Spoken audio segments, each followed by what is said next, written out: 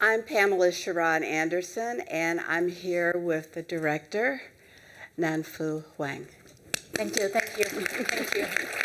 I wish there is a light so I can see everybody. No, just yeah. Well, first, Nanfu, I'd like to commend you on a really powerful and beautiful film.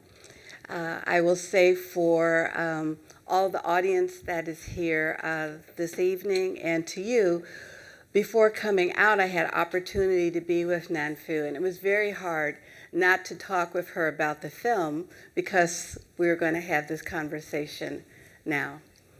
But for starters, as a filmmaker, and particularly because it's such a very personal film, and also with the social backdrop, how did you prepare yourself for making the film?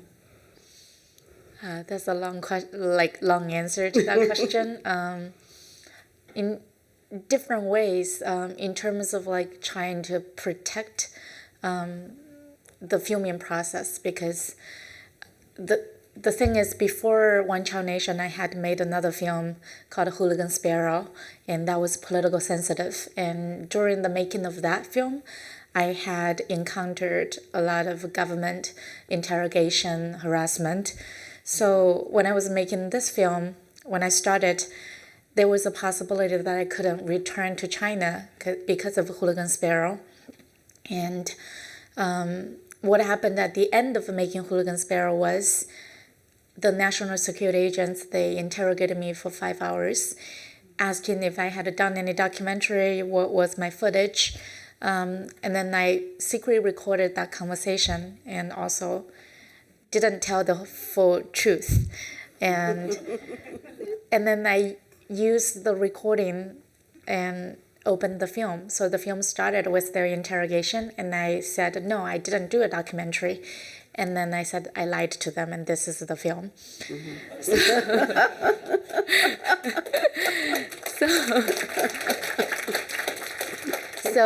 So when I was thinking about this, I thought about two potential scenarios.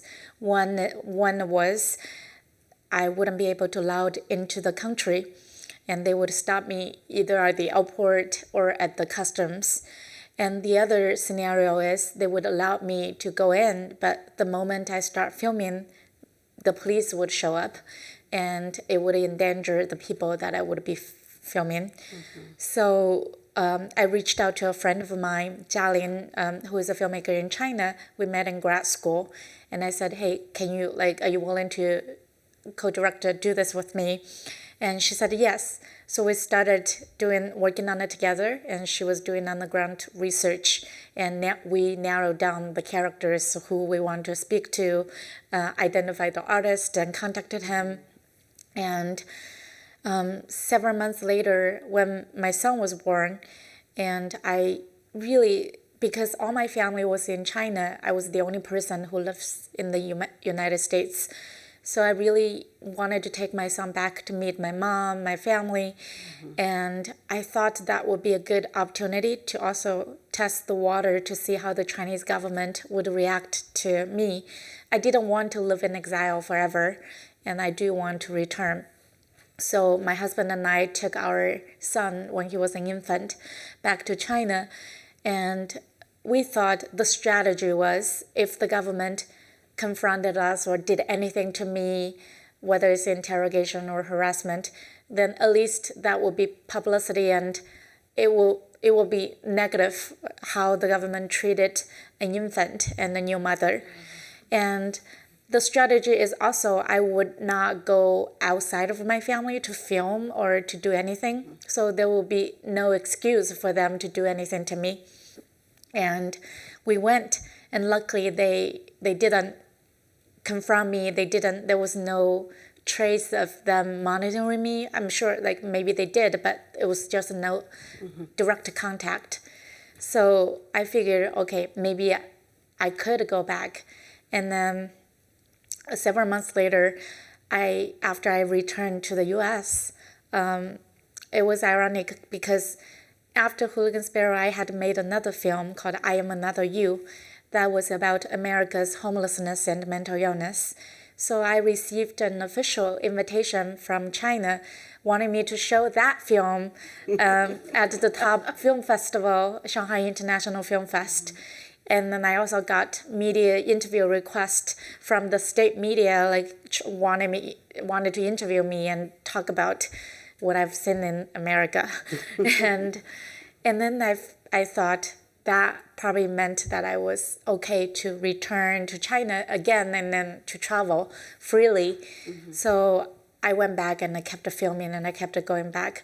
And to your question, what did I do to prepare for that? Right. Is we knew, at least from making Hooligan Sparrow, I learned a lot what not to do and how to stay under the radar of the government.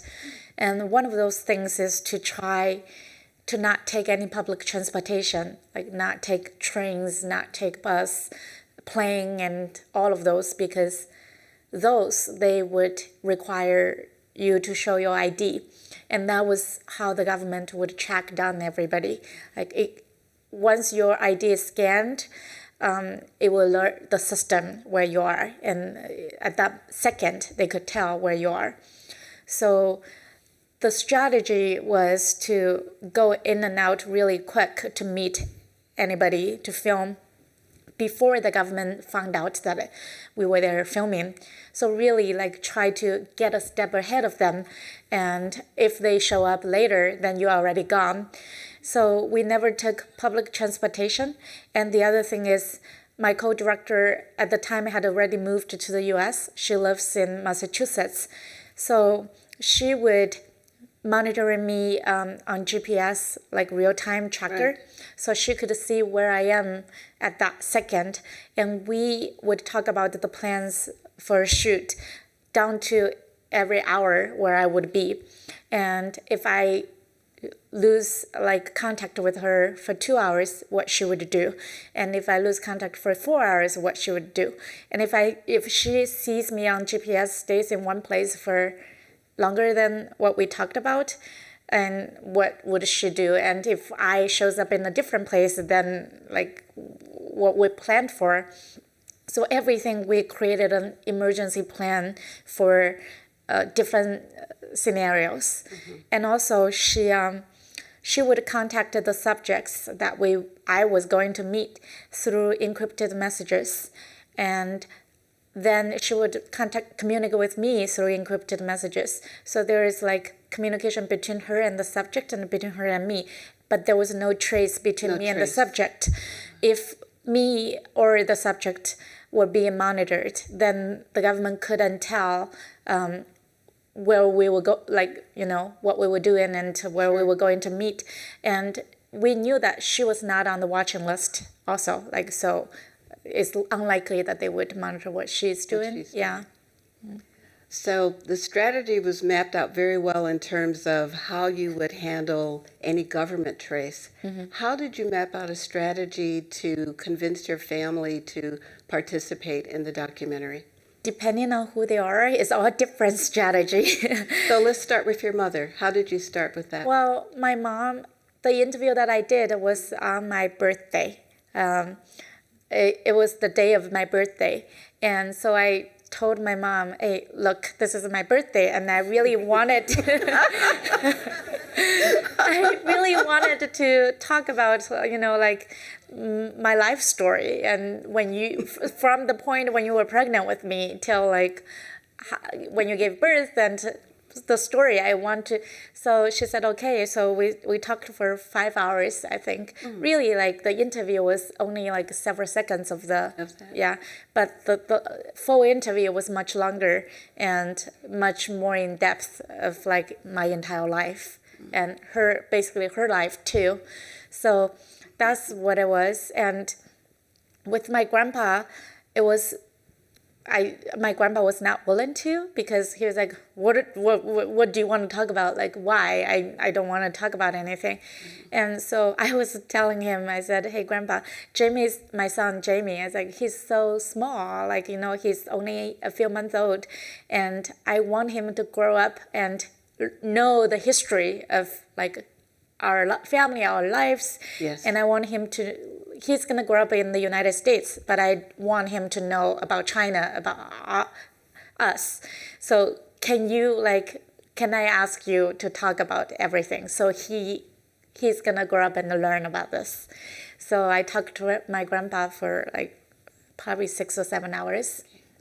And he really had a lot to say because he witnesses so many things throughout his life. He was born before the People's Republic of China existed. And with my uncle, it was very difficult, surprisingly for myself, to request that interview because I knew my uncle had never talked about how he had abandoned his own daughter. I learned it from my mom, and my uncle always, when I was growing up, he was always a tough guy, like big and tough. And sometimes I felt as a child I was intimidated by him. And so now I needed him to talk about something that was so painful, and I just felt I didn't have the courage to ask. So there were many times that I saw him and I thought, today I'm going to ask him. And then I hesitated, and then I didn't. I was like, okay, no. Maybe I would find an excuse and say, well, maybe not today. Then eventually I knew that the time I could spend in China was limited. And if I didn't do it, I would not be able to do it. So I eventually asked him, and he was like, well, it was so many years ago, what's the point? And then of course I was like, well, I wanted to know. So that one was, I think it was very painful for him to remember. And it was surprising to me because I didn't know the part that my grandma, his mom, threatened to commit suicide. And when he said that, I felt I completely understood why he made that decision. If I often, so throughout making this film, I often asked myself, what would happen in order for me to abandon my child? Because it felt like it's easy to judge people. Oh, those people are just uneducated or backwards, or they are inhumane. But that's not the truth. They are just like you and I and everybody. They are human. They are have souls and emotions and have human instinct to protect their own child. So I often what does it have to happen in order for me to make that decision? And me and my husband would often talk about it. He couldn't understand. And then a lot of times my uncle's answer and among other things made me feel like if I were in their position, if I lived in that era, if all my sources of information was from the government and I never learned or was encouraged to question, and if I truly believed that it was the best thing for the family, for the humankind, I probably would have done the same thing. Yeah, and that was what was most scary, I think. You mentioned the way you had pictured and felt your uncle was before. How did you come away from that particular conversation with him? I just saw how vulnerable he was, even just like that few months, how painful he was. And I saw that in him and saw that in my aunt and in many other people. It just felt like these people have lived with the trauma for decades. And they don't talk about it, but it doesn't mean that they don't think about it. And it doesn't mean that it didn't affect them. So I was very shocked by the psychological trauma that this entire generation had to deal with and to never even get resolved or never had any channel to properly, express or talk about. To talk about it. Right. So that's the older generation. What was it like talking with your brother? Who's the younger? Yeah, my brother is really smart, and I love him like so much. He's he he witnessed how like my process of making Hooligan Sparrow. So making Hooligan Sparrow was my political awakening moment, and I think so was his because he shared that with me. He saw how his sister was followed by secret police, was interrogated, and had to hide from place to place to avoid the police violence. And it kind of like showed him the reality of China too. So when I was making this film, and he told me he had not, I showed him the footage. Like I told him the story of the artist. I showed him the footage that I shot with the artist, and he was very shocked and he was very sad. And he also said that he thought less about the one-child policy even than I did. And I didn't think much when I was a child. And for him was, and his generation always felt that policy was has nothing to do with them. They felt it was the background. It was affecting the. They didn't even think about it because it was always there. It's like, the backdrop of life. It became normalized. So he was really like, as I was making it, I think he shared my realization, my discovery. But what was more interesting, I think, was when I talked to a lot of people who are my generation or younger who saw the film. I've met a bunch throughout the screenings, since January, and there are often two types of a reaction from Chinese people. One is like, they were like, oh, I'm so shocked, and I didn't know this happened in my country, and this made me see the country differently. And then some of them also, like in the same group, would say, yeah, I have a younger brother or sister just like you.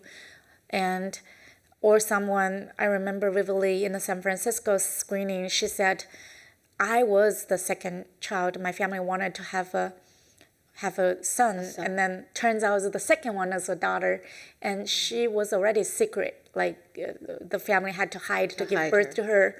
So once she was born and the family knew it's a daughter, so she was given away when she was 14 days old to a different family that was not so far away from her parents.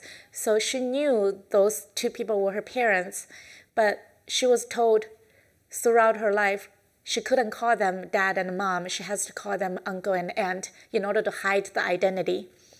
And so she the relationship. The relationship, yeah. So like I have met people like that. And then I also had met young people who defended the policy, defended the country. They would say the policy was, well, you shouldn't make the film because it's creating negative image of our country. It's a lot of patriotism and nationalism that was taught and educated. And some people would tell me, especially girls, like, I benefited from the one-child policy because if I had a younger brother, I would not have the resources that I'm enjoying now. And it was really interesting. I know. Then I would ask them, so how do you feel about if one day the society decides that we're going to selectively, get rid of a certain group of people or race or ethnicity, because then the rest of us could enjoy more resources and the rest of people would say we benefited from that.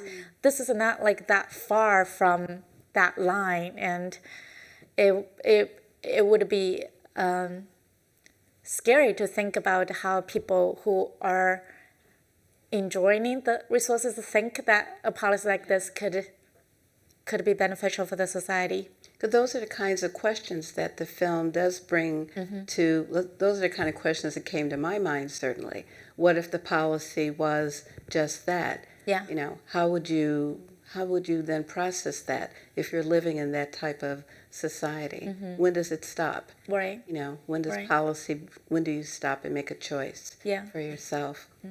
As a filmmaker, one of the things that was very powerful I found in the film was that you allowed your subjects to really sit with the silences in a way, and almost as if we were pondering what they had just told us as well as they were pondering it as well, without us really passing judgment, but just asking the questions. What was your thought behind that? I think silence is a beautiful moment, and when a subject is thinking about something, it's really, I think, it's just fascinating to observe, and I always treasure that moment.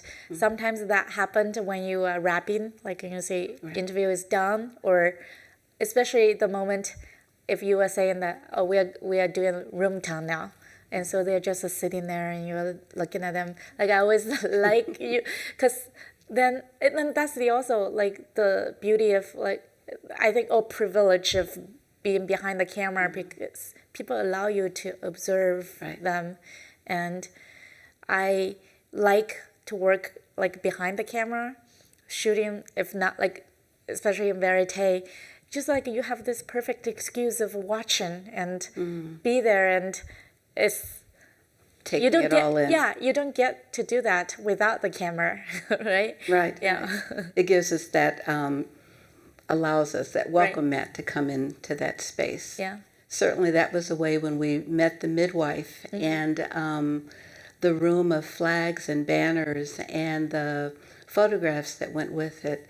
That was very touching because she had a real mission now in her life that she was following. How did that touch you, not only as a filmmaker, but as a young woman who's from that culture? That whole like conversation was complete surprising to me. It was so like it was the day that I went to meet the village official, and you remember when I said I wanted to meet with some women, and the wife reacted very strongly and asked me not to. And what happened that was not on camera was my neighbor who took me to meet him, the guy that was walking in front of me, if you remember in the film. He was there when I was doing the entire interview, and he sat like off camera, like side by the room. And what I didn't know was he filmed me interviewing him on his cell phone. And he sent a clip. He reported to the government, like the local government. He did, and he sent it to the town government. So I didn't know any of this. So we walked back, and I walked back to my house, and I was putting down my tripod, and I was just putting away my camera. 3 men showed up at my house, and I was like, whoa! And they were like, they came from the town government, which was really immediate because they had to drive over here. And then they were like, so what are you filming? What are you filming? Like, what are you doing? And you were filming about the one-child policy? And I was like, well, I'm just learning about the history. I wanted to learn, and I wanted my child to learn. And they were like, you have to delete it. You have to delete everything you filmed. And I said, okay, I've experienced this before when I was making Hooligan Sparrow. So I was like, I knew. And I was like, sure, I don't argue. I was like, sure, I'm deleting it. That's fine. I'm deleting it. And my camera is in like English menu, and none of them knew English. So I was like, yeah, look, I was like, so I was like, look, I'm deleting it. Like, it's okay. It's gone. Yeah, it's gone. And then I was like, and I was like, why couldn't I ask? I was just like trying to like look naive. I was like, why couldn't? What's wrong with it? And then they were like, well, we don't talk about policies. And also, like the village chief, the former village chief's house looked so poor. It was not even brick house. It was like all wooden house. And if you are taking this to America, that's shame on China. And we don't want people to know that this house exists in China like this. And I was like, oh, that's what you are concerned about. So they're objecting to that as much as to what you were... Yeah. Because that was the only time that there was some testiness, and that was from the wife of the village chief. Yeah, so they then, like, before they left it, they warned me, like, not to go into the village to film stuff. And so I really wanted to see the midwife. So I waited till night, and I was like, nobody's gonna see me in the village at night. So I just like walked to her house, and I didn't know what I was going to get. Like, I haven't talked to her for years and years, and even when I talked to her, I was a child. So I really didn't know what she was going to tell me, but I thought as an 84-year-old midwife, she probably has seen a lot that can share with me. So I started the interview and thinking, I'm going to ask a simple question to warm up. Like you always ask easy questions and get to the tough later. So I was like, how many children? That was literally one of the first questions I asked. How many children did you deliver in your career? And I thought this was something that she must be really proud of talking about, right? Achievement. And then she said, well, I don't remember how many I delivered, but I did count how many I had aborted, 50,000. Right. And that was like, I was like, whoa, like, I tried to like not react it too much. And I was like, wow. And I didn't expect that she would straightforwardly, like matter of fact, just told me that. And of course, as I went on, you saw in the film, she told me about the infertility treatment, and she let me into the room. I was like so surprised. I didn't know there was a room like that. So I was really excited and surprised and try to, get the shot. And I remember when I get home, the first thing is I put the card in the computer. And it's like, I hope it's in focus. I hope the lighting is good. And then it did. It was. And I was like, okay, I knew that I got a scene like that. It was a crucial moment, I think, in the story, the entire story structure too. Because before, I kind of thought that the film would be, it has villains, it has victims, it has perpetrator. But then after seeing her, it was when I realized that even the so-called, villain or the people who carried out the policy, they are victims, and everyone is victimized by the policy. And it was then kind of shifted and thinking, what made these people do what they do, even though it's against their morality, and it's like making them so painful throughout their life. So that led us to explore the indoctrination and how the entire nation were on board with that. Right. Well, that was one of the most powerful scenes, certainly for me.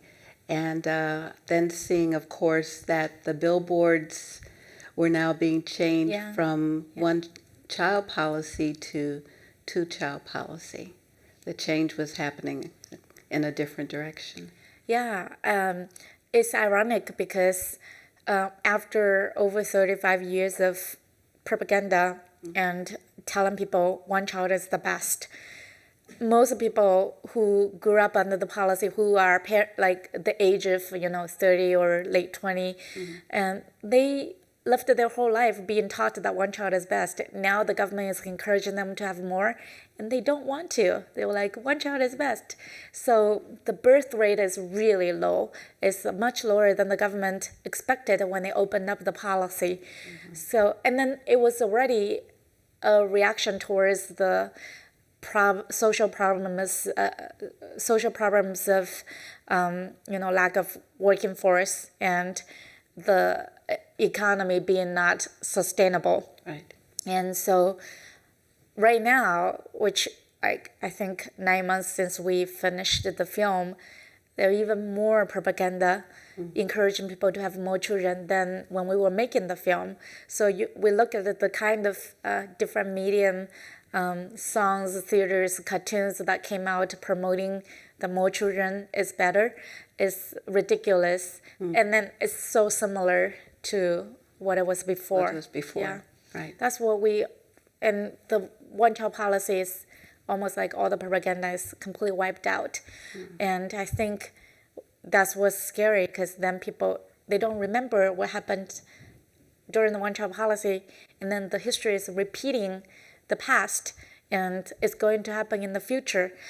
It's not about the one-child policy, it's about any policy that the government would use the same tactics, brainwashing together with violence to advance its agenda, and human beings are always like at the bottom of the concerns. And how choice was being taken away. Yeah, there's no free will. Everything was designed for, to advance the economy, to achieve some kind of a national agenda. It's not about respecting people's rights or people's freedom or people's choice. Yeah. Well, we're going to open it up for questions, but first, before I do that, I know toward the end of the film you share with us that the whole goal of the policy was that China was to be powerful, prosperous, and peaceful. How close do you think they came to that? That was the statement the government made, that because of the policy, that's why the country achieved that. I think it's like you can't argue that China has made economic progress, like huge economic progress over the past 30 years. But there were a lot of debate too among sociologists and economists on how much of the progress, economic progress, was a result of the one-child policy, or how much is of the opening up of the economy. And it's a debate that no one can actually have proof over the one-child policy's contribution to the country. Yeah. For your brother, he has the one child. Does he hope to have more children? My brother doesn't have a child yet. Oh, yeah. Okay. Yeah. But you have the one son. Yeah. All right. What about you? Being a mother and being a filmmaker is really, really hard. And I would say, like, I feel like after I became a mother, I feel like being a mother is like so much harder than being a filmmaker. Yeah. Because it changes the way that, like, now I travel and I miss him, and if I go on a production, in the past I could live with the subject for a month, but now I can't. And I don't know, I always wish that he could have a sibling, and I want that to happen, but maybe not now. Maybe after I make another 2 films to feel like myself again. But the good thing about it is, again, about choice, our choice, which is why I come back to that. One thing that was curious to me throughout the film is that while women were the ones who were, I won't say asked, they were forced to be sterilized or to have abortion. What about the men in terms of sterilization? Was that ever brought up? Yeah, there were also men that got sterilized. Of course, it's much less common than women. Like if the women went to hide, or when the government couldn't find the women, they sterilized the men. Oh. And it happened. But because the patriarchy, like society in China, women's reproductive value has been like something that determines their value for thousands of years as a tradition. So it happens that someone got sterilized, but it was not a common situation. I would think, and correct me if I'm wrong, that for men it would be more of a macho, or that would be even harder convincing for the males in the family to do that. Yeah. Okay. Yeah. It's forced always. Yeah. Was contraception ever talked about? Yeah, it was promoted, but it wasn't like there was a free, healthcare, reproductive care offered to. And China is a vast country, so that was not effective when it was just encouragement, and especially to a lot of people who don't even have, there was no sex education available. I grew up and didn't have sex education. Yeah. The one thing that you would like us to come away from the film with, what is that? If you could say there'd be one thing. I think two things. I think one is, I think the one-child policy and the film really just showed what would happen if the government takes the choice away from people, and that's the consequences. And I think the other thing is propaganda doesn't exist only in China, it exists anywhere. Right. And sometimes, in a freer country, it's even harder to recognize propaganda. So, but it's hidden in the messages that you are consuming on your Facebook, on your anywhere. And if you don't recognize it's a propaganda, and it's much more dangerous. And I think the film shows like people in China when they were not encouraged to question and take whatever narrative that the government wanted them to believe and think that it was their own thoughts. That's when it really became tragedy. And I think in a lot of societies that could happen too, and probably in a more subtle way. Yeah. As a documentary filmmaker, I always feel as though the challenge can sometimes be even greater, and particularly when we're dealing with challenging subjects. So why do you do what you do? Why?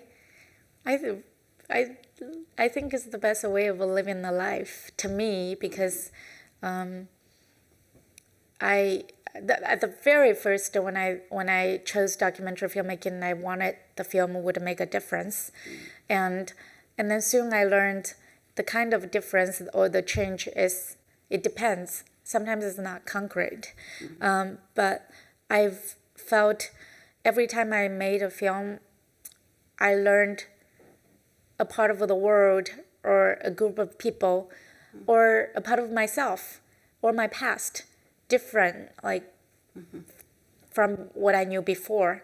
And I wanted to share that with people. And if one person saw it and changed the way that that person sees things, then it's like I feel rewarded.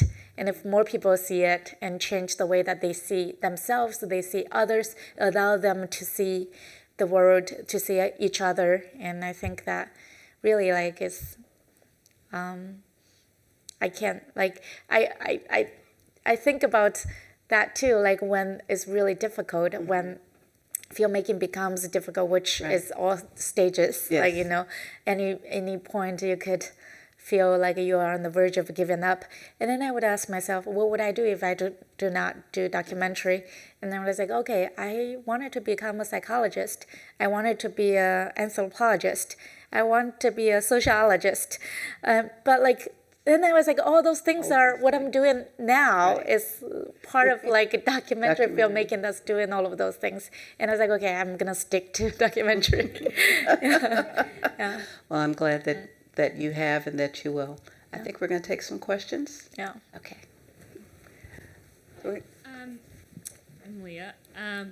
It was a beautiful movie, and I want to ask you about the scene with the artist.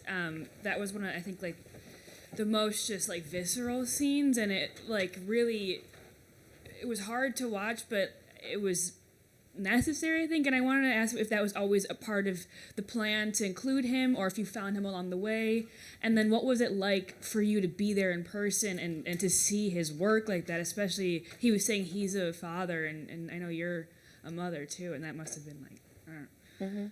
Yeah, I knew the artist and his work even before we started filming him, because there were only a few people who were critical about the one-child policy opening in China, in mainland China, and he was one of them, and he would post his photos on Twitter, and he often got quoted by BBC, like international media when they talked about the one-child policy.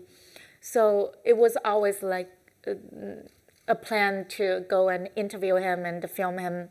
And we did when at the very early stages of like researching and when to film him.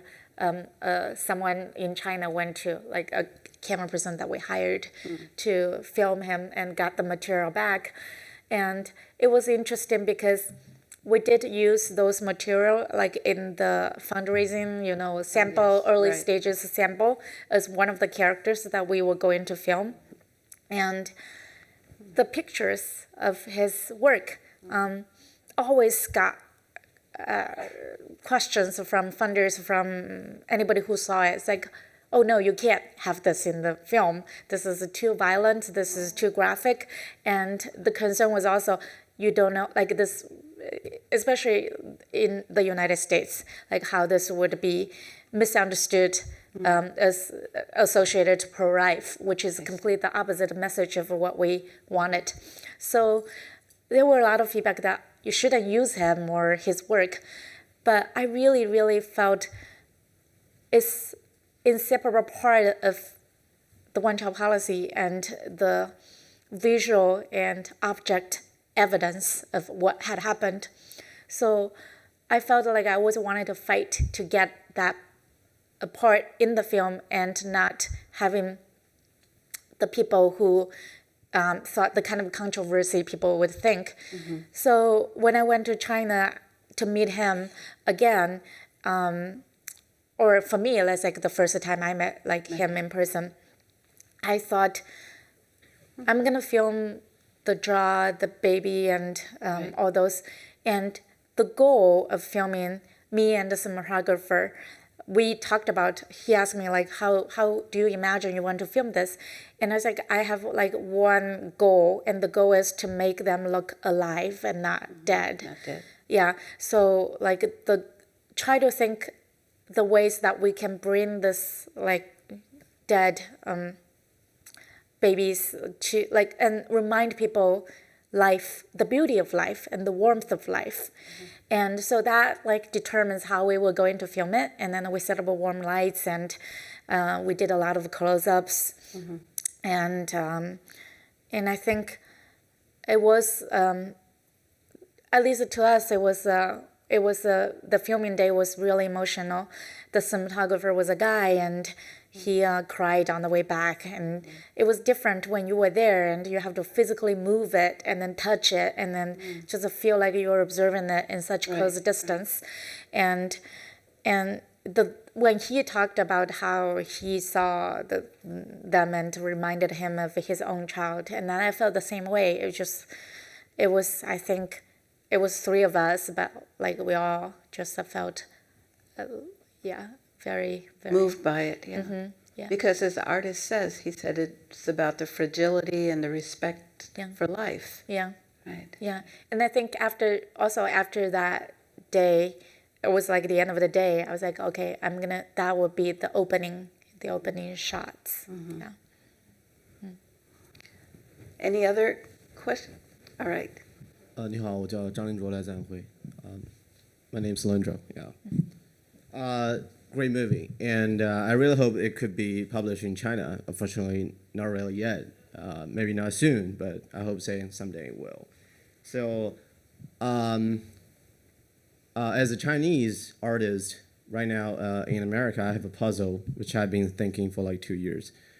How comfortable are you to talk about the trauma in China? How comfortable you are to talk about it with your American audience? Sometimes I witness a conflict in myself that every time when I say something negative about China with my American friends, I feel like I don't really want to do that. It really damages the image of my people and the land I grew up. And on the other hand, there are some story I feel like I must tell in some way. So I really wonder, how do you deal with this dilemma yourself? Thank you. Thanks for your question. And I think it's a question that represents a lot of Chinese people. This question they all have similarly, and I think to your question, I don't have that dilemma. I am talking about the trauma now to an American audience, and it's not something that I felt uncomfortable or a struggle.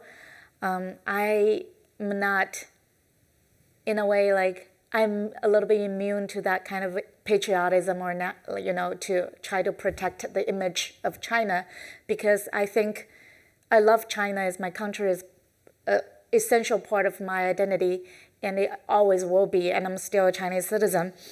But the way that, because how much I love it, I wanted to criticize, I wanted to expose, I wanted to be better, and I wanted to talk about it. And then I believe that that's the only way I can make it better, is to show how imperfect it is now and which part it can be better. And if I don't do that, then it's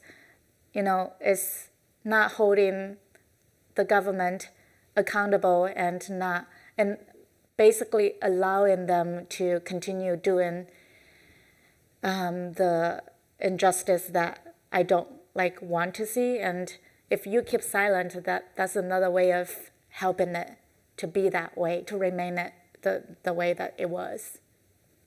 Yeah. Okay. Yes.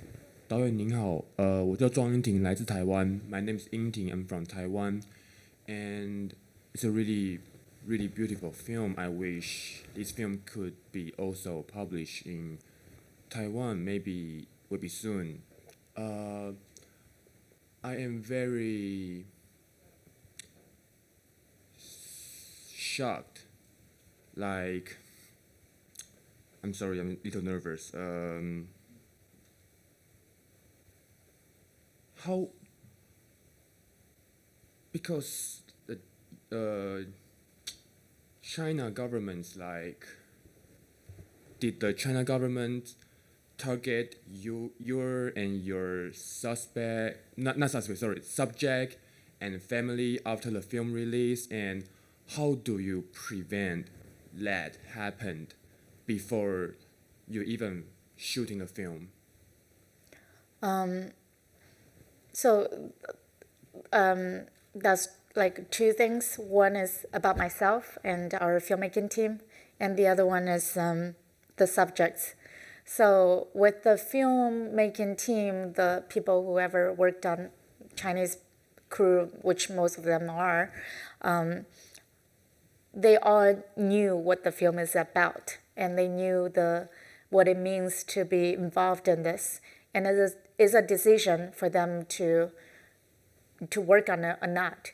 And some of them did say at some point that it's too sensitive, that I don't want to go on that shoot, or I don't want to do this.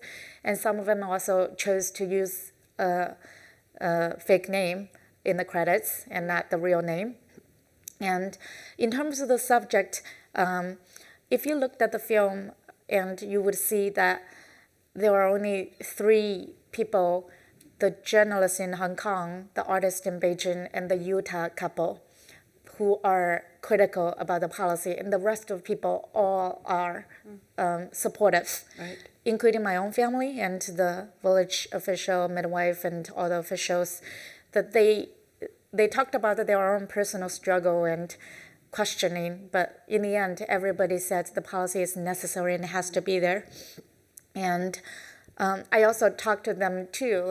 It was interesting because we didn't sign release until the film was done. So once the film was done, we showed them the part, and to some of them, depending on if we have a secure way of showing them the film, some of them watched the full film.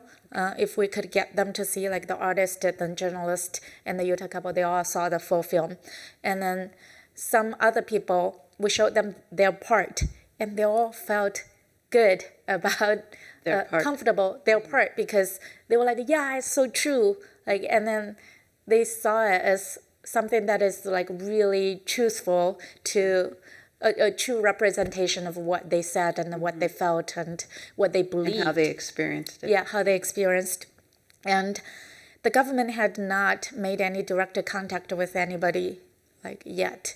But we knew that they censored the information about the film on the internet, and it's not something that people can find. Yeah. So, and then we'll wait and see how, like, what as the film gets more exposure, or later on if they would react differently. Okay. Yes, please. Yes. Hello. In regards to the director, Nanfu Wang. Okay. The thing is, you in the beginning of the film, you do provide a bit of the context as to why the PRC provided the one-child policy, which was that there was a legit fear of overpopulation. But the thing is, you don't really address the fact that it was more of a global fear, because there were American scientists like the former science advisor to Obama, John Holdren, who was as well as his associates, who were legitimately afraid of a population bomb, and that this was talked about by the United Nations, by American scientists, and that the Chinese government in many ways kind of had a sense that they thought that there would be a legitimate population bomb which would destroy their actual country. And you do mention the fact that, as a counterexample, what if people were saying that a society should control certain ethnic groups' population rates? So my question is, when you say that a state does have an obligation to help to manage the demographics of its society, and I'll use an example which I guess is less controversial than many hot topic issues, say the populations of the Baltic states. When you say that, say, the Latvian government has an obligation to keep Latvia largely Latvian as opposed to Russian speaking. I'm intentionally using an example which is less hot topic than, European or Japanese birth rates versus Muslims. Sorry. So the question is whether the question is, my main question is, don't you believe that a government has an obligation to help to manage the demographics of its society so that the society doesn't collapse or have any bad side effects? Because it's not just the Chinese which have engaged in these sort of social engineering projects. The Americans did it in the past. The Soviet Union does. The Russians are engaging in similar demographic policies to try to promote their ethnic group. That's a good question. That's an ultimate question: is what do we believe the government's role is? Right? Do we believe the government's role is to govern, and that also or do we believe the government's role is elected by people to ensure that, which, as many Americans are here, to have liberty, happiness, and freedom? Right. Do we elect a government to achieve the ultimate freedom and liberty for each individual? And that place is what do you believe the government should do? Is there to control or to have army, to use violence? Like you said, to the obligation, what it is. To me, of course, I believe that the government should respect each individual's rights first. That's the highest, and that's higher than nationalism, which that's another point of when we talk about patriotism and nationalism, and how it often has been used by a government to achieve, whether it's used to encourage the citizens to join the war or anything. And in terms of that, I believe controlling the population and limiting population, there are ways of protecting the planet and encouraging people to be aware of that, to be aware of the problem of overpopulation and climate change, and creating policy that protecting that. But those are not done through the ways that would violate some basic human rights, which include of our own choices of how many kids I want to have, or when I could have that. Or feeling personally violated. Right. In those cases. The opening scene I know you had with the marching and the soldiers, and so we see that. and then we cut back to that again in the opening. And for me, it wasn't just about soldiers and marching, but it was also speaking to people being in step and staying in step with what the government wanted. So it also, for me, it just kind of helped to carry that theme as well. Yeah, the opening sequence I really felt was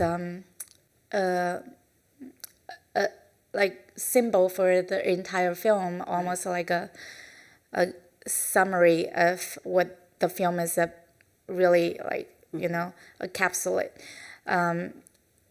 Is what the government promoted, like the policy made it so powerful, and it's showing its power every year at the national parade. But it's also the relationship between the government and the people. Which is the government is there to repress and to govern, and instead of to serve. And these are like the babies we're seeing are powerless, and each individual, each person had in front of the government, the army, and the power. We are literally like powerless in that way. Right. Right. Another question? And just go over to the microphone there. That way we'll be able to hear you.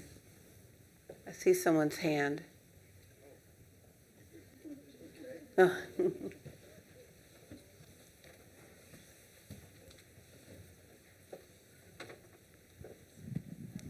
Good evening.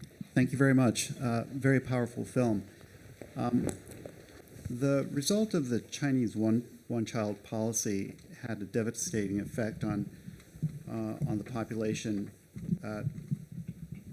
One of which was, all the babies that were abandoned because the families prefer male children. And so that whole adoption thing, I was really shocked at all the children that were being shown in the newspapers. Obviously, that's not continuing because now everybody's being encouraged to have 2 children. One thing is that young girl who had a twin sister in the United States, she did not want to tell her counterpart where she lived and what she wanted. How did that end? Because you held on her image when she was smiling, and then a few seconds later, it turned to kind of a solemn look. And I thought that was just so powerful. It's one of those images that are indelible. Was there any kind of footage, or did she explain why she was so reserved or reticent in talking about her life to her sister and trying to make a connection? That's the one question. The other question is, the result of the one-child policy created all those unwanted abandoned children, but then nowadays the ratio between male and female is such that women are enjoying a lot of men coming after them to date and marry and all that, and there's a preponderance of male suitors who are vying for the attention of so few women. And it seems like the Chinese government is trying to engineer dating sessions and all that stuff. What do you see as that result?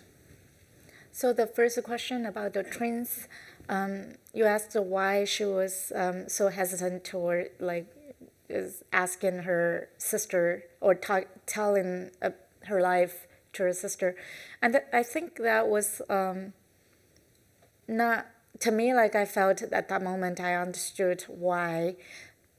It's almost like when we have someone that we really wanted to connect to, but we don't know how and what to say, and you're afraid that anything that you say might be a mistake that pushes this person further away, and especially when they are communicating through Google Translation, like a language that they don't share a language. So it's awkward, that kind of communication, to have any meaningful intellectual or deep when they are just asking or sharing very, very simple and superficial exchanges. And that story did have a development. So we finished the film, premiered in January, and in February, during the Chinese New Year, the American family and the twin decided they wanted to meet the Chinese family, so they traveled together to China to meet the birth parents, and the two sisters met. And we didn't film that meeting, but journalists went and filmed it. If you Google it, there is a video on the LA Times. And to your second question about the imbalance, the gender imbalance in China, yeah, it's a huge social and now like a human rights problem too, because there is also like a big article on the New York Times about 3 months ago.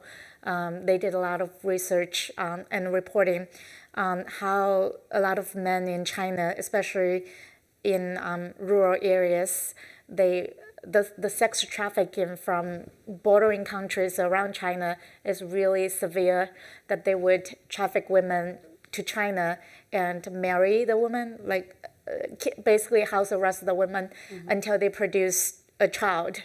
And it happened in many countries. The women were brought to China. Okay. Well, thank you. Nanfu, thank you so much for sharing your beautiful work with us, and look forward to your Thank next film. Thank you for staying.